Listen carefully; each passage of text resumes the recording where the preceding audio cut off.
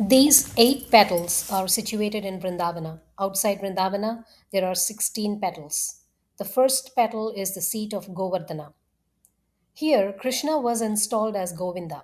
The first petal contains Madhuvana, the second Khadira, the fourth Kadamba, the fifth Nandishwara, the sixth Nanda, the seventh Bakula, the eighth Tala, the ninth Kumuda, the tenth Kamya, the 11th Many Forests, the 12th Bhandira, the 13th Bhadra, the 14th Shri, the 15th Loha, and the 16th Mahavana. The deeds of Sri Krishna up to the age of 5 were all performed at Mahavana. Vrindavana is the seed cavity of the thousand petaled lotus. By all means, place Vrindavana in the heart cavity. Krishna is always a Kishora between 10 and 15 at Vrindavana. Vrindavana proper, the particular forest of that name. At the center of Vrindavana is the eight cornered yoga seat of Sri Krishna. Over that seat is a throne of jewels. The eight petaled lotus lies there. The disk of that lotus is a supreme abode of Govinda. He is the Lord of Vrindavana. Brahma, Vishnu, and Shiva are all his parts. His primal Prakriti is Radhika. Chapter 39. Govinda with Radha is seated on the golden throne. Outside the throne, on the seat of yoga, remain the chief favorites of Krishna, who are parts of Radhika. Lalita stands on the west, Shyamala on the northwest, Srimati on the north, Haripriya on the northeast, Vishakha on the east, Saivya on the southeast, Padma on the south, and Bhadra on the southwest. Then there is another group of eight: Chandravali, Chitrarekha, Chandra, Madana Sundari, Sri, Madhumati, Chandrarekha, and Haripriya. Of this latter group, Chandravali holds almost equal position with Radhika. These are the 16 principal Prakritis. Then there are thousands of gopis, all devoted to Krishna.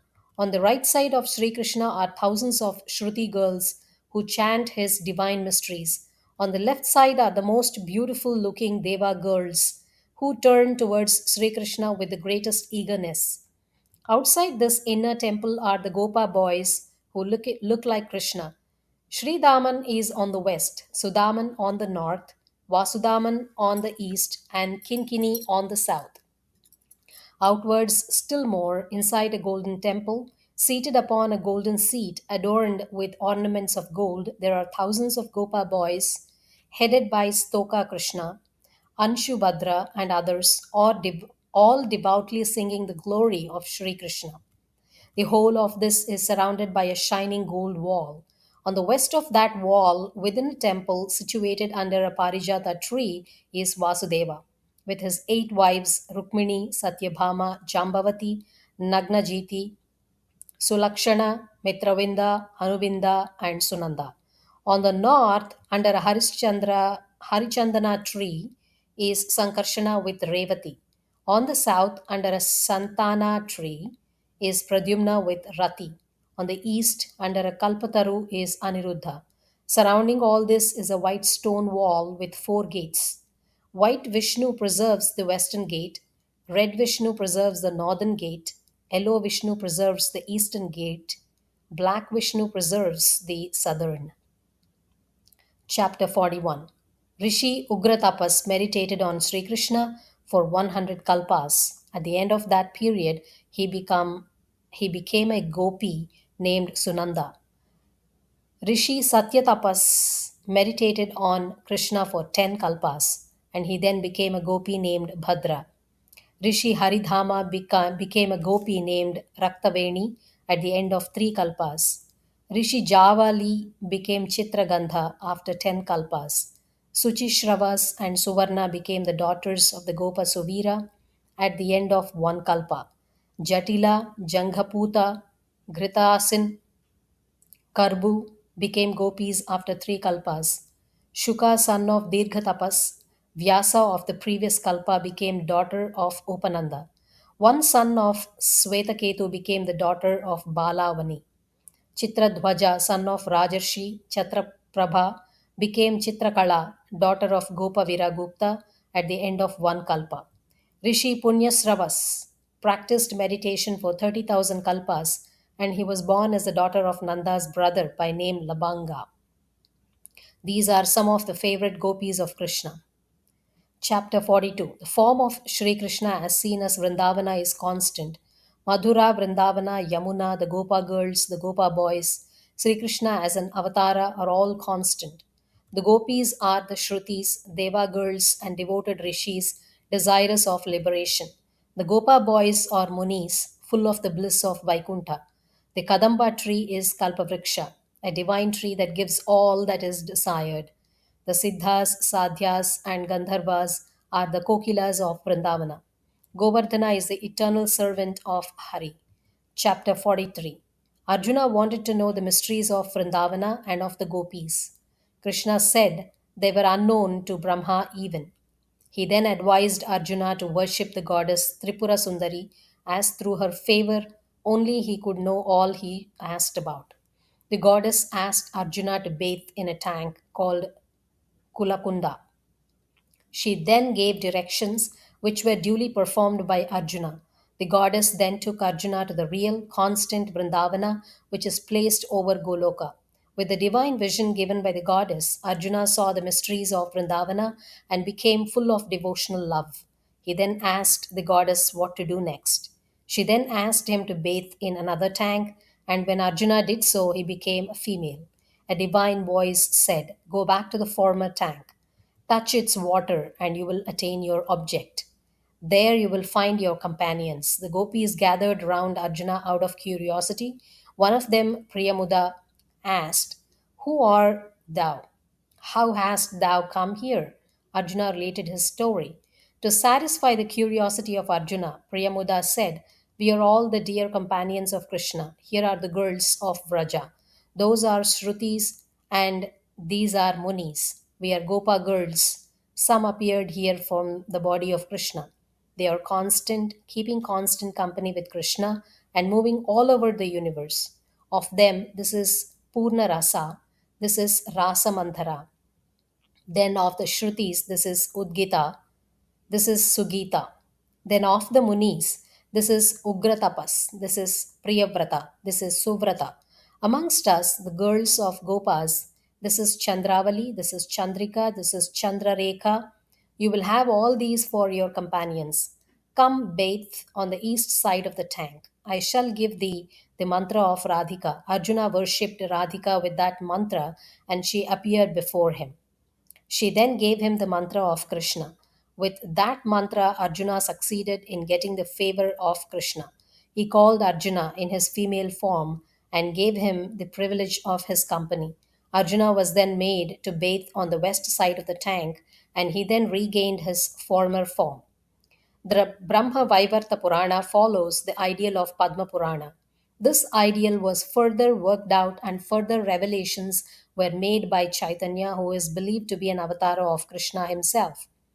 A full discussion of these revelations will be made when we come to study the teachings of Chaitanya. No reference is therefore made in this book to the works which appeared and some of which preceded, but were connected with the great movement of Chaitanya, such as the study of the Vrindavana Leela as authoritatively given in standard religious books. It gives us a clue to the mysteries, which should be worked out by East esoteric student for himself. The mysteries are partly allegorical and partly historical. We shall first take the allegorical representation of the Leela, which has reference to the spiritual development of every individual bhakta and is therefore of the most abiding interest to all bhaktas.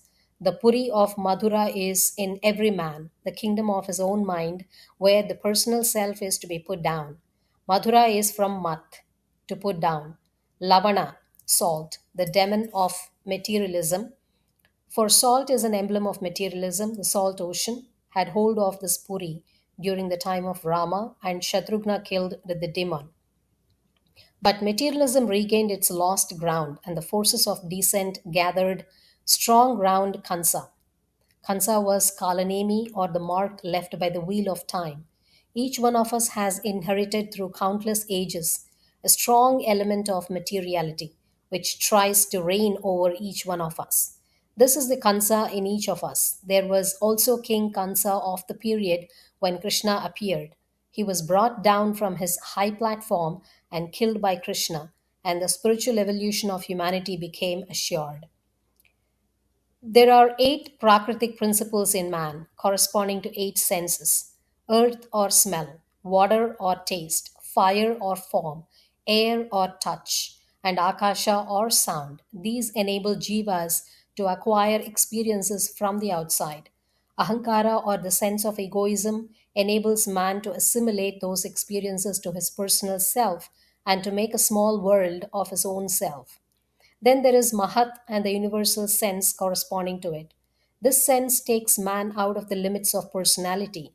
It raises him to the level of spiritual life. It develops unselfishness and universal life. Last of all is the eighth principle, Mula Prakriti. It gives the sense of perceiving Atma. Krishna helps the evolution of the jivas by developing the outer senses first and then the inner senses. First, the six senses are developed. The evolution of personality is complete. The powers that develop the senses do not come anymore into requisition.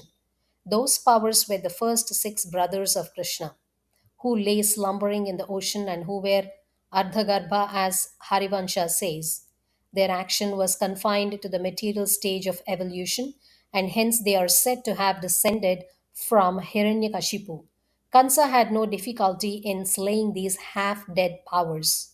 The sixth brother was Balarama. He was robed in blue, a highly spiritual color, the color of Mahat. He roused the spiritual sense of man. Jivas had wandered away from their spiritual home, where they were all united and each had made a separate entity for himself. Balarama tried to draw them together once more on the plane of Mahat. Hence, he was called Sankarshana, and his instrument was called the plough. He was the firstborn, as men cannot come face to face with Ishvara so long as they are not raised beyond the limits of personality. Jivas streamed forth from the plane of Mahat, presided over by Atlanta or Sankarshana, and they are drawn back to that plane so that they may set out on a higher spiritual journey. Then came Sri Krishna and Yogamaya both together. Sri Krishna was the highest of the high, beyond the Maya that enshrouded the Brahmananda. How could he come in contact with the jivas of Brahmananda? The only plane of Prakriti with which he could come in direct contact was the plane of Mula Prakriti. But this plane was not developed in humanity as yet. Therefore, he asked Yogamaya, the energy of jivic evolution, who carries jiva from the lowest to the highest point, to serve as a medium between him and the jivas. Sri Krishna performed his mission with the help of Yogamaya. The gopis met Sri Krishna because they worshipped Yogamaya, Katyayani. Sri Krishna had personal contact with the gopis at Rasa because he invoked Yogamaya at the time and got her help. Yogamaya is the highest sense of which Jiva is capable. And when Durga appeared in her third incarnation as Yogamaya, she was not to undergo further incarnation in this kalpa. To the developing sense of Yogamaya, Shiva gave truth after truth, till the highest truths were revealed to her, which form the agamas and nigamas. The revelations to the developing sense of humanity are the tantras. Sri Krishna was born that men might come up to his ideal. He is the first Purusha. The limitations or Maya of the solar system do not touch him. He is the Lord of many solar systems. Even the materials that form the solar systems have their manifestation from him. Nothing that we know of, nothing that we are composed of, nothing that shapes our experiences, that causes our likes and dislikes limits Krishna. Even Brahma, Vishnu, and Shiva, the triune aspect of the second Purusha, are limited by the universe they lord over. Shiva is also called an aspect of the first Purusha in Shaiva Puranas. Sri Krishna is Nirguna, for the gunas we know of do not touch him. He is the absolute, for the relativities we know of, or which we may even think of, have no place in him. The other avatars are said to be manifestations of the second Purusha, but Krishna is Bhagwan himself, that is the first Purusha. There are three aspects of the absolute: the non transformable, which uphold the creation. It is through these aspects that all beings come into existence, prosper, and dissolve. It is through them that they are brought nearer and nearer in every kalpa to Ishvara.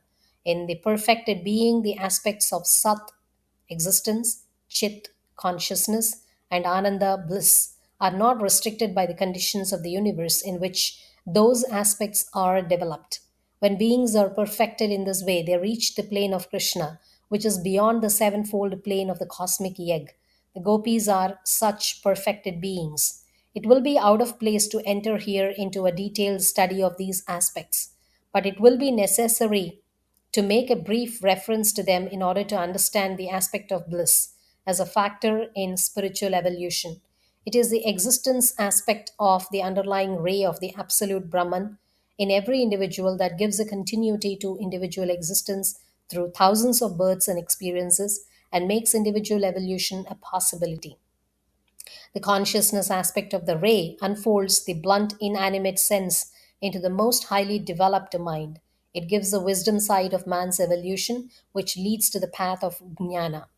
Then there is a bliss aspect of the ray, which directly leads to the union of the human soul with the oversoul, of Jiva with Ishvara, and it leads to the path of bhakti.